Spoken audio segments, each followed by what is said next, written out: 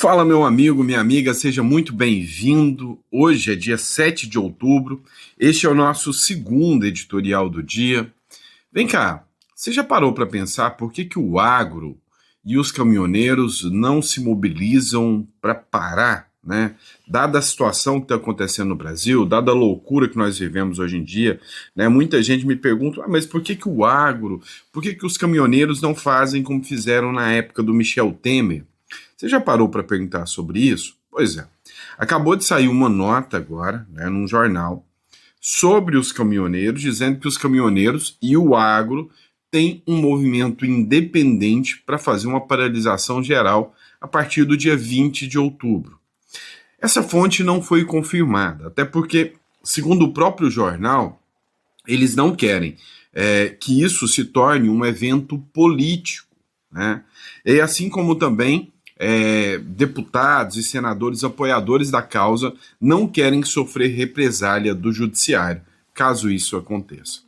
Você quer que eu explique para você o que está acontecendo? Né? O que está acontecendo com os empresários do agronegócio, com os caminhoneiros? Fica nesse editorial que a gente vai falar sobre isso. Aqui tem muita informação que a gente vai trazer para você hoje no editorial, tá bom? Então não esquece de se inscrever, curtir, compartilhar. A gente vai falar de geopolítica também, tem bastante coisa acontecendo ali na Europa que pode derrubar presidentes, né? Inclusive amigos do Lula aí, a gente vai falar sobre tudo isso aqui com vocês. Então, antes de mais nada, sejam todos muito bem-vindos, é uma honra e um prazer enorme estar aqui com vocês em mais um editorial. Não esqueça de se inscrever, curtir e compartilhar, tá, pessoal? A gente trabalha sempre trazendo o melhor conteúdo, tentando, né, trazer a maior qualidade sempre para vocês, tá? Já vamos para a tela do nosso aplicativo, tá? E vamos entender o que está acontecendo no Brasil. Só recado rápido, tá? Vou deixar na descrição do vídeo aqui o link da Imigra Mais. Caso você ache que o Brasil está chegando num nível absurdo, né, um nível sem precedentes, busque um plano B, uma espécie de seguro-liberdade, tirando uma cédula de identidade, uma residência lá no Uruguai, com contas bancárias. Isso é sempre importante, clica na descrição. Mas vem de matéria, pessoal, vamos entender o que está acontecendo. Primeiro, vamos entender a situação dos produtores rurais. Já está sendo feito um relógio macabro, né, uma contagem macabra. Até semana passada, eram 23 produtores rurais que não tinham suportado as duras condições do campo e já tinham ceifado a sua própria vida. Agora, ontem, mais uma triste notícia, né? Ou seja, da semana passada para cá, mais 2 foram. Então, olha o relato desse produtor rural aqui, né, do Rio Grande do Sul. Acompanhem comigo. Fala, gente. Mais um, turma. 25, gente. Mais um. Aqui, ó, no meio da lavoura, desgotando com chuva, no meio da lavoura, para ver se a gente consegue pagar as contas. Aí tu recebe a notícia de mais um, gente. Daqui, meu vizinho, de perto. Mais um que não conseguiu renegociar as dívidas por causa desse inferno desse governo. Esse inferno desse governo que destina 4, 5 bi para fazer campanha eleitoral, que gasta uma fortuna para fazer viagem toda semana para o exterior. Essas contas dessas pessoas que estão indo, senão vai ter que ficar na conta de vocês. Alguém tem que tomar uma providência. Nós não somos ninguém, nós somos colono, nós somos produtor. E a gente está alertando já faz um ano, mais quantas vai ter que ir? Pelo amor de Deus, gente, pelo amor de Deus, hoje mais um, a gente está alertando. E qual é que é a notícia que sai? Que estão fazendo viagem, que estão aumentando o salário, que estão aumentando o número de gente do Congresso. Para isso tem dinheiro, tchê. Que raio de governo é esse que não está enxergando o que está acontecendo? Cadê o governador do estado, cara? É o teu estado que tá na falência, é o teu estado que tá morrendo, tchê. Eu digo, já faz um ano, nosso estado não tá só mais em dívida, ele tá doente. Mais um hoje, gente, meu vizinho.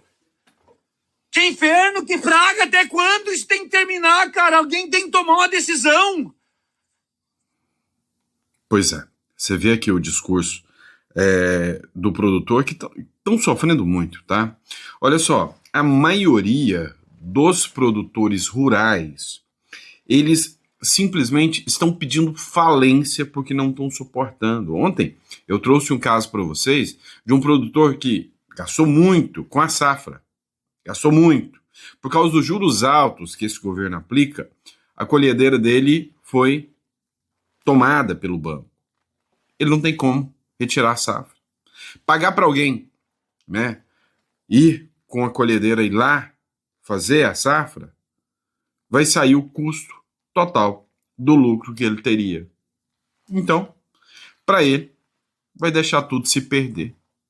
Não tem condição de pagar as dívidas, a fazenda sempre é dada como garantia para poder bancar a safra. Esse é o retrato do brasileiro hoje, enquanto, né, eles passeiam, fazem planos de continuar no poder para sempre. Ontem, né, saiu uma entrevista do blog do Daltro, e onde o Lula foi perguntado se ele tem planos de continuar na presidência. Dá uma olhada nessa entrevista aqui. Preciso perguntar de política antes que o nosso tempo termine. Vai ser Lula... Eu tenho todo o tempo do mundo. Ah, eu também, então. Lula e Tarcísio de Freitas em 2026. Isso está definido? Vai ser esse eu não escolho, cenário? Eu não escolho adversário, Adriana. Eu não escolho adversário. Ou seja, os partidos é que escolhem os candidatos e indique quem bem entender. Eu não tenho problema com o adversário. Eu já disputei contra Ulisses Guimarães, Maluf, Mário Covas, Serra, Alckmin. Mas é o cenário mais provável, o senhor acha? Eu não sei. Eu não sei qual é o cenário provável. Ou seja, eu sei que está chegando o ano, todos os partidos vão ter que definir seus candidatos. Sabe? Eu ainda não me defini como candidato. Você falou de mim, mas é o seguinte. Mas basta observar seus discursos. Não, deixa ele falar uma coisa. Eu me cuido. Eu me cuido porque eu acho o seguinte. Os anos, eu não consigo evitar que os anos passem. Eu vou fazer 80 anos dia 27 de outubro. Se você puder, pode mandar um presente. O Johnny pode mandar um presente. Ou seja, eu vou fazer 80 anos. Eu não evito que os anos passem, mas eu evito o envelhecimento precoce. Eu quero te dizer que eu estou com 60, 80 anos de idade, mas eu duvido que tenha muita gente de 30 que consiga fazer uma agenda comigo. Estou entendendo. Eu quero viver muito. Eu estou entendendo que você está dando sinais claros de que já é candidato. Eu posso te dizer uma coisa. O PT pode encontrar um candidato, os partidos que estão comigo podem encontrar um candidato, não tem problema nenhum. Eu não sou candidato de mim mesmo. A única coisa que eu quero dizer, olhando para você e olhando para a Câmara da Bandeirantes, é que, se eu tiver do jeito que eu estou hoje, a extrema-direita jamais voltará a governar esse país. Uma avaliação. Democracia sempre. Pois é. Já dizia o Olavo de Carvalho que uma vez que a esquerda entra no poder, ela nunca mais sai. O que aconteceu em 2018, todo mundo sabe que foi um erro de percurso. O sistema tentou tirar a esquerda, tentou tirar com o Aécio Neves e surgiu ali Bolsonaro no meio do caminho. Mas hoje, mais radical da forma que eles estão, mais escancarados da forma que eles estão, nem o sistema consegue tirar a esquerda do poder hoje. Você pode ter certeza. Então, se você não acendeu um sinal vermelho com essa fala do Lula, ou com as outras falas do Lula que disseram que ele vai entrar, vai concorrer para se reeleger. Ele vai entrar para se reeleger. Se isso não te acende um sinal vermelho, meu amigo, acho que você tem que entender um pouco mais de política. Mas vamos lá. Movimento de caminhoneiros e setor agro anuncia paralisação nacional para 20 de outubro. É o que diz a matéria aqui. Matéria do Pirapop Notícias, né? Representantes de setores do agronegócio e de caminhoneiros confirmaram na sexta-feira, dia 3, a convocação de uma paralisação nacional para o dia 20 de outubro de 2025. Uma segunda-feira, a mobilização defende a anistia de presos, exilados políticos, novas eleições que considerem transparentes e o impeachment de ministros do Supremo Tribunal Federal. De acordo com um dos coordenadores, segundo o jornal Cidade Online, o movimento não é comandado por partidos ou políticos com mandatos. Parlamentares que apoiam as demandas, segundo o organizador, evitam manifestações públicas de apoio por receio receio de retaliação do judiciário, tá, pessoal? Então, tem essa mobilização agendada. Isso não é de fonte oficial, não está marcado, tá? Vamos dizer que não é a primeira vez que a mídia noticia paralisações dos caminhoneiros, não é a primeira vez que a mídia noticia paralisações acontecendo no Brasil, que depois, né, elas não se efetivaram. E na sua opinião, o que você acha? O que você acha sobre uma possível paralisação do setor do agro e uma paralisação do setor dos caminhoneiros? Você acha justa? Acha que deveria ser feita uma paralisação nesse sentido? Ou você acha que não? Qual a sua opinião sobre isso?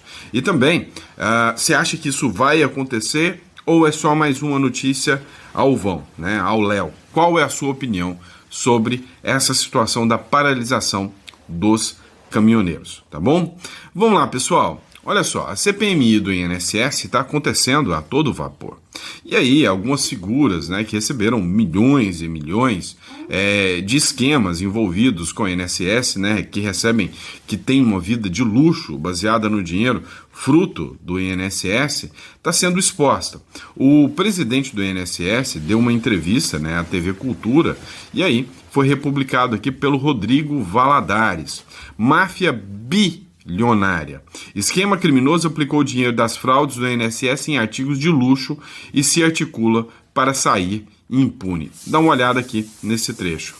O depoimento de hoje está confirmando que nós estamos diante de um grupo muito bem organizado. Ser direto, é impossível que uma pessoa que sai de São Paulo, debaixo de suspeitas de negociação de emendas parlamentares, ganhando R$5.000 por mês, vir para Brasília e amealhar um patrimônio só em carro superior a 20 milhões, uma adega de 7 milhões de reais, imóveis, viagens e toda uma vida de luxos.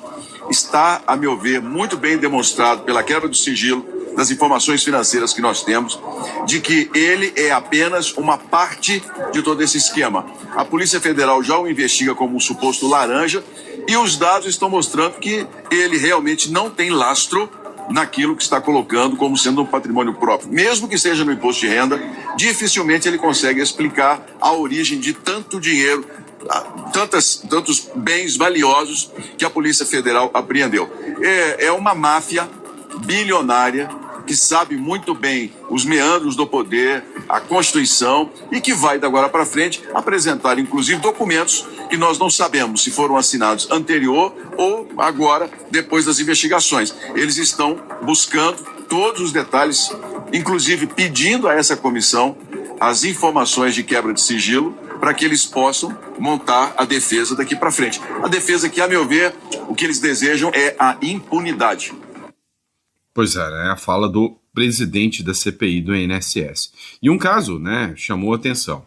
O sindicato ligado ao irmão do Lula repassou 8,2 milhões, não é R$1, tá?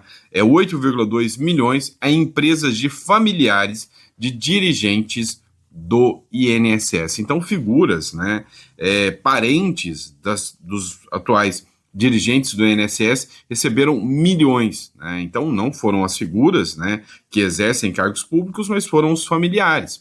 O Sindicato Nacional dos Aposentados e Pensionistas, o Sindinap, investigado no escândalo conhecido como farra do INSS, pagou pelo menos 8,2 milhões entre 2019 e 2025 a empresas ligadas a parentes e dirigentes de entidades, de acordo com o relatório da Inteligência Financeira.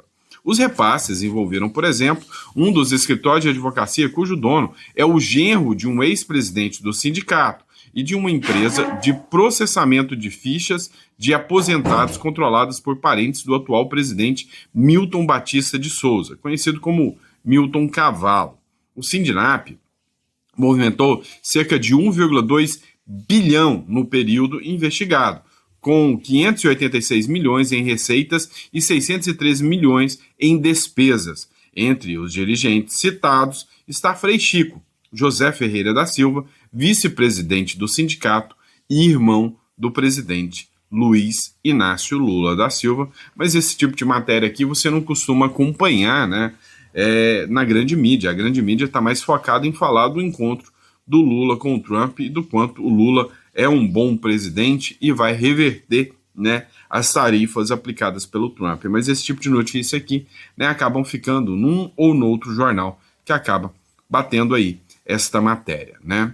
Mas vamos lá, pessoal. Vamos olhar essa matéria aqui do Quebrando Falácias, né? O real significado de Marco Rubio nas negociações. Já que a gente falou que está todo mundo falando sobre o Lula e o Trump, né? E o designado pelo Trump para negociar com o Lula, que é o Marco Rubio. Esse trecho aqui dessa publicação da Revista Oeste, que foi republicado pelo Quebrando Falácias, foi muito interessante. Acompanha comigo. Lula quer falar de relação amigável com os Estados Unidos, Geis, e depois de ficar meses falando mal dos Estados Unidos, do imperialismo americano, da supremacia do dólar contra o Trump, fazendo ataques pessoais. Eu estou muito ansiosa para que esse possível segundo encontro presencial deles aconteça, tá? Para que o Trump coloque Lula naquele salão oval, assim como fez com o presidente da África do Sul, e coloque as imagens, ou ainda exponha toda a estrutura do Foro de São Paulo, todas as mentiras, todas as enganações, todos os ideais socialistas e comunistas que ele sempre planejou. Seria um sonho de consumo. Quero aqui lembrar que o Trump, ao declarar, o Itamaraty declarou também que ambos, Trump e Lula, concordaram em futuramente se encontrar presencialmente. E o Trump, novamente, não é bobo, trouxe aí essa puxada, né, de mão para Lula estar aí numa situação de não negar esse possível encontro. Muitos estão aí, os esquerdistas, comemorando que, nossa, Trump elogiou Lula. Trump elogiou Lula na ONU também, isso não significa nada. Isso claramente mostra aí novamente a estratégia de Estados Unidos está declarando mundialmente a sua intenção de negociação, enquanto o Brasil sempre negou, o exemplo do Lula negando em sua entrevista à BBC, onde a repórter questionou por 6 vezes se ele tinha tentado pegar no telefone para ligar para Trump, e ele não fez. Agora isso aconteceu por conta dessa declaração de Trump na ONU, porque agora Lula não poderia mais escapar, tá? Agora vamos para a tristeza do Alckmin. A tristeza do Alckmin, com certeza, né, está aí por essa imagem, onde ele está ao lado dos maiores líderes terroristas, como já mencionado, maior parte ali já com o CPF cancelado, e ele vai precisar justificar isso para Rubio, ou pelo menos lidar, porque o Rubio está com sangue no olho para exterminar o narcoterrorismo da América Latina como um todo, e Rubio já deu a sua declaração, né, seja no Twitter, ou seja, em sua expressão facial na ONU, enquanto Lula falava. Para quem acompanhou a fala do Lula na ONU, viu claramente a expressão de Marco Rubio, que não acreditava no que estava ouvindo, enquanto o Lula estava ali defendendo os ideais Palestina, Hamas e contra Israel. Então, a estratégia está nítida, né? Já que Marco Rubio tem aí sua motivação específica em relação à América Latina. Repito, né? Ele já declarou no X que ele não vai medir esforços para defender os Estados Unidos dos prejuízos, seja em relação a direitos humanos, seja em relação à censura provocada em plataformas internacionais, seja em relação à perseguição política a Bolsonaro. Então a mensagem está clara, ok? Então, quando a condenação de Bolsonaro aconteceu, a gente conversou sobre isso aqui. Mais do que tudo, mais sobre a pessoa Bolsonaro, mais sobre os presos do dia 8 de janeiro, essa condenação seria muito simbólica para a esquerda, mas ela vai ser muito mais simbólica para a direita, porque traz à tona aí uma exposição, graças ao trabalho da Casa Branca, especificamente agora do Rubio, da perseguição, da censura, da afronta à Constituição que acontece aqui no Brasil. Pois é, pessoal.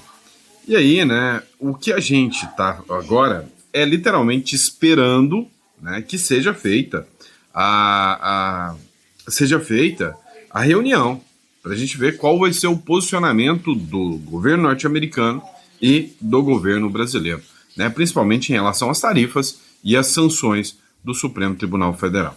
E por falar em sanções, né, a gente vai falar sobre o posicionamento do Lula também, né, fazendo um pedido especial ao Marco Rubio. Lula pede que Rubio negocie sem preconceito com o Brasil. Ou seja, o Lula já sente que o Trump mandou, né, um centroavante bem perigoso para encarar o Lula, né? O presidente Luiz Inácio Lula da Silva disse nesta segunda-feira que pediu o secretário de Estado dos Estados Unidos, Marco Rubio, conversar sem preconceito com o Brasil. Donald Trump designou Rubio para intermediar as negociações sobre a tarifa com o governo brasileiro. E literalmente, né, a gente sabe que o Marco Rubio, né, tem ojeriza, ranço, né, do governo brasileiro, tá? Vamos lá, pessoal, vamos falar um pouquinho de geopolítica aqui. O Le Cornu, né, novo governo da França, cai em 14 horas após ser anunciado, né? Então, o primeiro-ministro da França foi anunciado, publicou a agenda, falou que ia continuar. 24 horas depois, ele falou o quê? Estou fora. 14 horas depois, nem esperou 24 horas, tô fora. A hora que eu vi o tamanho da bomba que eu tenho que enfrentar aqui na França, eu não quero mais. Pois é, tem muita gente comparando o posicionamento do Le Cornu, né, com o posicionamento do Tarcísio de Freitas, que sabe que o Brasil vai estar destruído a partir de 2027, depois, né, da campanha eleitoral bilionária que o Lula vai fazer, né, com as medidas populistas que ele está tentando implementar agora, né? E aí, por que o governo da França caiu e o que acontece agora? A queda do Le Cornu evidencia a dificuldade para Macron formar um governo com um parlamento fragmentado e renova apelos por renúncia do presidente. Ou seja, a partir de agora, o pessoal está pedindo, literalmente, né, o impeachment do Macron. Tanto a direita quanto a esquerda está querendo o impeachment do Macron. Menos de 24 horas após anunciar a composição de seu governo, imediatamente criticada pela oposição e até pelos seus aliados, o primeiro-ministro da França, Sébastien Lecornu, apresentou nesta segunda a sua renúncia ao presidente Emmanuel Macron, que aceitou. Mas agora a pressão está se virando contra o Macron. O terceiro governo nomeado em um ano, também o mais curto. A frágil coalizão governista ruiu em poucas horas e, diante da ameaça de cair, já nos seus primeiros dias, o novo premier parece ter optado por se antecipar ao que se apresentava inevitável. Não se pode ser primeiro-ministro quando não existe as condições para governar. É o que declarou o Le Cornu, né? E aí, segundo a revista Oeste, direita e a esquerda pedem a saída de Macron, tá? Tanto a direita quanto a esquerda fazem, né, solicitação de saída e de impeachment do Macron. Também é interessante que a revista Oeste também fez a seguinte matéria: Eduardo critica alternativas a Bolsonaro e diz: não permitirei. O Eduardo Bolsonaro fez denúncias acerca de um plano do Centrão de minar, literalmente minar, né, o Bolsonaro, que o Centrão, né, o próprio Marcelo Crivella, que hoje é uma das lideranças do Centrão, deu em uma entrevista a declaração de que o Tarcísio é o candidato do Centrão, é o candidato deles, e que o Bolsonaro, é melhor deixar o Bolsonaro fora. E essa repercussão foi muito negativa, inclusive, para o filho, né, 02 do Bolsonaro, que é o que é o Eduardo Bolsonaro, que diz não concordar de forma alguma, né, com o que estão fazendo em relação ao pai, ao Bolsonaro. E aí, o Bolsonaro, né, vendo que o próprio Tarcísio já parece querer recuar em relação à presidência, né, o Tarcísio se sente mais confortável hoje como candidato à reeleição em São Paulo, que é Iambu na Capanga, né, ou seja, é uma eleição ganha para o estado de São Paulo, e concorrer, né, contra o governo Lula, sabendo, né, o histórico de como o governo Lula age, de como a esquerda age, né? Então o Tarcísio preferiu pendurar chuteiras e ficar ali, né, no governo de São Paulo, né? Aí o Bolsonaro, como uma alternativa, avalia lançar a Michele Bolsonaro para a presidência se o Tarcísio recuar.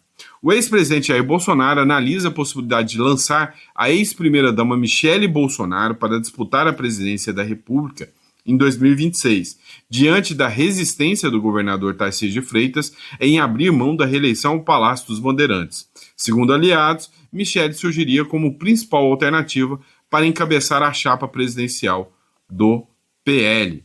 Bolsonaro acredita que conseguiria transferir a maior parte do seu eleitorado para a esposa, que, na avaliação do ex-presidente, teria bom desempenho em debates contra o presidente Lula, que enfrentaria dificuldades em adotar um tom mais duro contra uma adversária mulher, o que ampliaria o apelo junto ao eleitorado feminino, de acordo com o jornalista Paulo Capelli, do Metrópolis.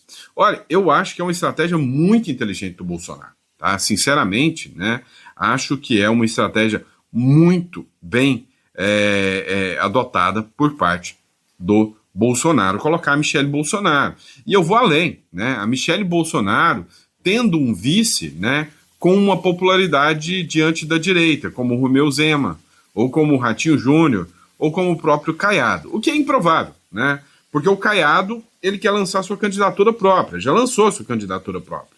Vai dar apoio a Michele num segundo turno, mas ele lançou sua candidatura própria. Agora o Romeu Zema ainda está indefinido. Há sim uma grande possibilidade de ser Michele e Romeu Zema, há a probabilidade disso acontecer. E acredito que caso seja a candidatura da Michele, terá o apoio do Eduardo Bolsonaro e não terá a oposição do Eduardo Bolsonaro. Apesar de que, né, os apoiadores do Bolsonaro hoje optam muito mais pelo Eduardo, né, do que pelo próprio Tarcísio, ou então a Michele. Ou seja, hoje a preferência do eleitor do Bolsonaro de 2022 é o Eduardo Bolsonaro. Olha só essa matéria do GC+, aqui, ó. Malafaia elogia a postura firme de Lula e chama o presidente de verdadeiro líder. Não vou colocar o vídeo aqui por causa de questão de direitos autorais, tá, pessoal? Mas preste atenção na matéria. O pastor Silas Malafaia fez um elogio contundente à postura do presidente Luiz Inácio Lula da Silva e aproveitou para criticar duramente o deputado federal licenciado Eduardo Bolsonaro, que decidiu deixar o Brasil e ir para os Estados Unidos em meio a uma crise política para defender o seu pai, o ex-presidente Jair Bolsonaro. Abre aspas para a fala do Silas Malafaia aqui. Eu não concordei que ele foi embora para a América. Um líder fica, paga o preço, vai para a cadeia ou não. Tá aí o Lula. Tudo estava indicando que ele ia para a cadeia. Ele fugiu? Não. Isso é postura de um líder, declarou Malafaia, destacando a firmeza de Lula diante das adversidades, depois de ter feito, né, críticas ao Eduardo Bolsonaro, né? Vamos lá, pessoal. Outro ponto que a gente precisa falar agora é sobre impeachment de ministros do STF. Pois é. Olha só essa matéria da Gazeta do Povo aqui. Ações no STF podem invalidar pedidos de impeachment da oposição contra Alexandre de Moraes. Sim, duas ações específicas que correm junto ao STF podem blindar o STF de possibilidade de impeachment.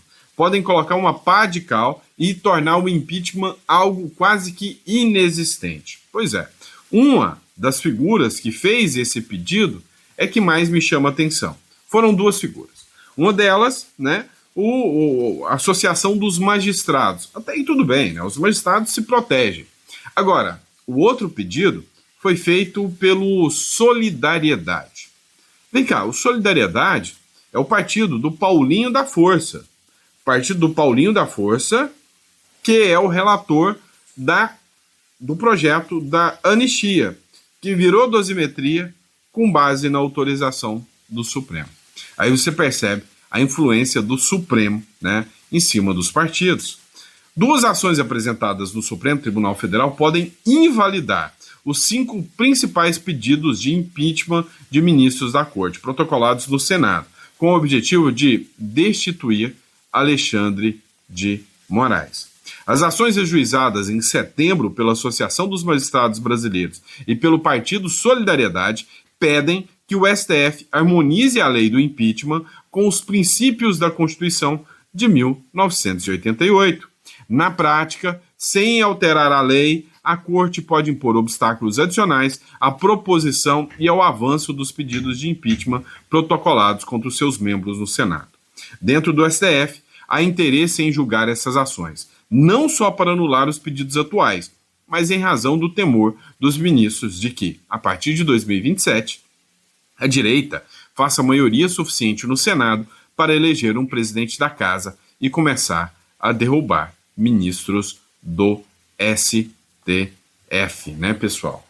E é real, é possível, é fato, né, de que a direita, em condições normais, teria força o suficiente para eleger maioria no Senado, ou seja, que o Senado seria maioria lá no Congresso Nacional, né? Então, que há a possibilidade, sim, gigantesca de eleger a maioria, tá? Olha, isso aqui é tudo matéria que a gente já debateu, já discutiu aqui para vocês. Estamos chegando ao fim do nosso editorial. Muito obrigado pela confiança e pela credibilidade.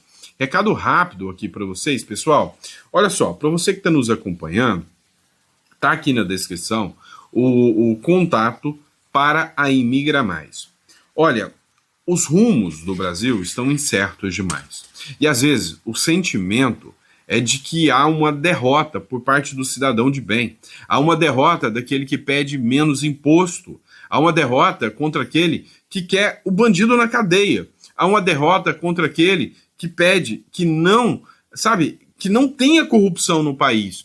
A gente está vendo o caminho totalmente errado, né? E a gente não sabe qual o destino do nosso Brasil. Parece que a gente construiu, né, uma casa em cima da areia e que isso pode cair a qualquer momento. Então, a recomendação que eu tenho para vocês é: tenham um plano B, tá? Caso isso aqui der ruim mesmo. Já pensou você fazer igual os venezuelanos? Cara, eu estava num hotel no Brasil, enquanto eu estava saindo do Uruguai para o Paraguai, eu passei por dentro do Brasil. E aí eu fui atendido por um venezuelano. E aí eu conversando com o venezuelano, e aí eu falei, não, eu sou advogado, e lá, legal, eu era juiz na Venezuela. Só que o salário de juiz já não dava para me manter mais. Então eu vim para cá e estou trabalhando em hotel, porque eu falo muitas línguas, então estou trabalhando num hotel. Agora, você que está aí, você é médico, você é advogado e acha, né, que não, mas eu estou numa situação confortável, né? Se a crise chegar, não vai chegar até a mim. Pois é, meu amigo, saiba que chega sim, saiba que a situação não é fácil para ninguém, tá bom? E é isso, obrigado pela confiança, pela credibilidade. Eu vejo vocês no próximo editorial. Que Deus te dê uma mesa farta, repleta de bênçãos para você e para toda a sua família. Abraço.